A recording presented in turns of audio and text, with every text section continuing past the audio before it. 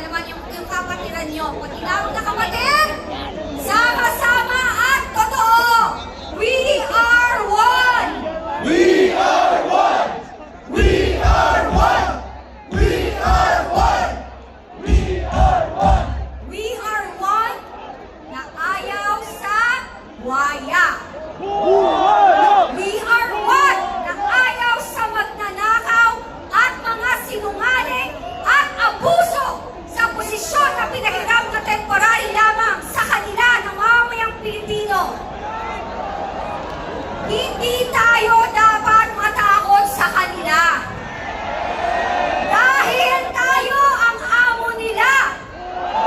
Tangkas ng bayan ang nagpapasweldo sa kanilang lahat. Tayo ang inaapi nila samantalang sila natutulog sa mga komportabling bahay, di aircon, kumakain ng masasarap na pagkain.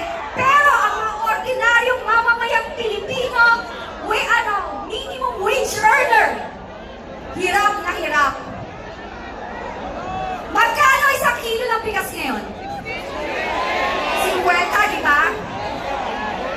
60. Okay. Magkano minimum wage? 500.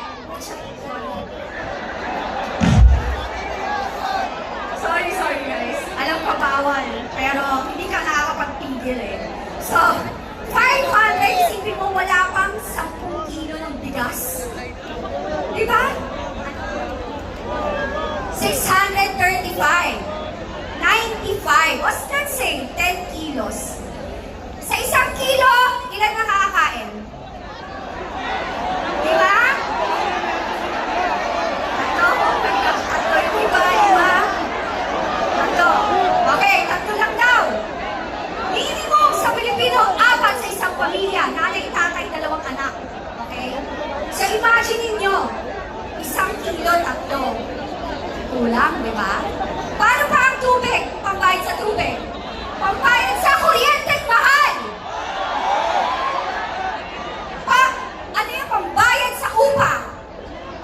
Pamasahin nyo araw-araw. Pagkain ng bawat empleyado ng mamamayang Pilipino araw-araw. Wala pa doon ang pagkain at saka pagpapaaral, baon, mabaon, and everything. Saan tayo pupulutin? Kampungan. Hindi nila tayo naiintindihan kasi hindi sila galing sa hirap. Hindi nila nararanasan ang hirap na dinadanas ng ordinaryong mamamayang Pilipino na nagbabayad ng tamang tax kahit hirap na at sila ang ginagawa. Anong ginagawa? Ninanakaw. Alam mo ang tawag ko dyan? Alam niyo yung kalyo? Alam niyo yung kalyo, di ba? Kasi kung masisipag kayo, may kalyo kayo. Kahit na anong tanggal mo ang kapal ng kalyo, bumabalik pa rin. Ganyan sila kakapal. Mga kalyo. Hindi na buhaya, mga kalyo pa.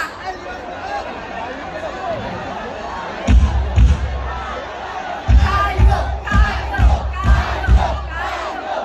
Ito pa. Ito yung mga mainstream media ngayon. Ang sabi nila, ang mga bayaran dyan,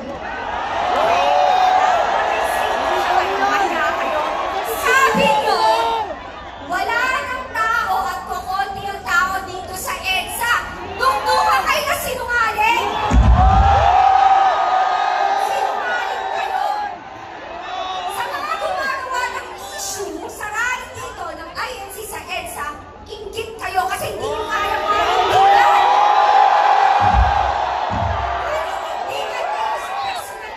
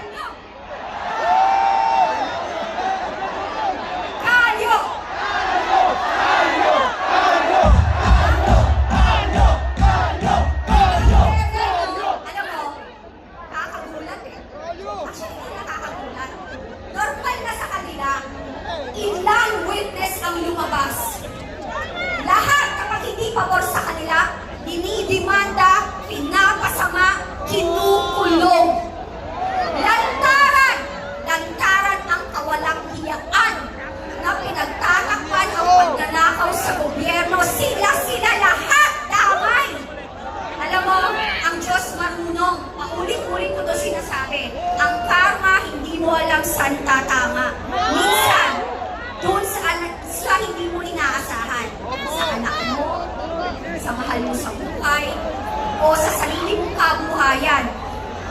Ano, lunod na tayo sa kasinungalingan! Lunod na tayo sa utang! Kung hindi sa OFW, recession na tayo! Wala na lahat na naman. Bakit wala pong investor sa Pilipinas? Ang taas ng kuryente! Pag nagtayo ka ng factory, kuryente, mahal. Diba? Oh, diba? Bulok ang politika natin. Kita-kita, they don't want to invest kasi ang gulo.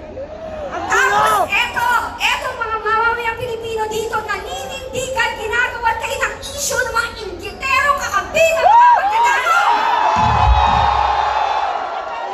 Patuloy natin ipagdasal, mga kapatid.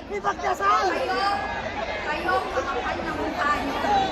Sobra. At yung mga nagtatanong-tapangan sa social media at nagbebentang yun ng mga abogado, lahat kayo may araw. Nakalista kayo sa amin.